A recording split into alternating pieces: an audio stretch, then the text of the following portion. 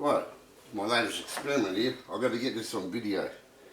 Now if you look carefully, I've got the scalar beamer here, and this is the motor here. On the outside of the motor I replaced batteries. I replaced some, they look like batteries, isn't it? I placed some powerful rare earth magnets. I've got about 2 pairs stuck on each side to test the balance of the motor while it's powered up.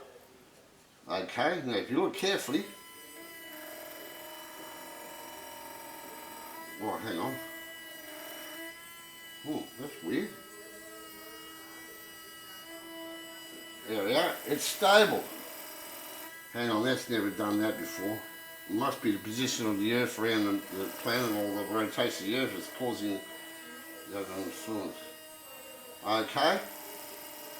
Hang on. Put my computer back on. See, that's stable, is it? It's weird. It's never done that before.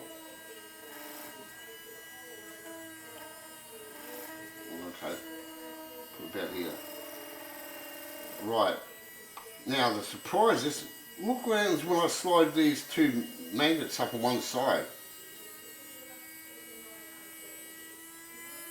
Hear the motor speed increase? This is a 9-volt battery. I don't know what's left in it, but there's no way in the world that can be providing more power to the motor than what it's already doing. But the magnet seems to be influencing it. Slide it back down. If I try the other side,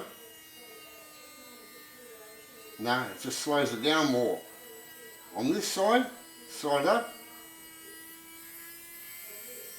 it picks up more, it's picking up the speed more. So this is quite amazing, really, isn't it? Right. The motor is vibrating, you've never done that before. That's why I decided to video this.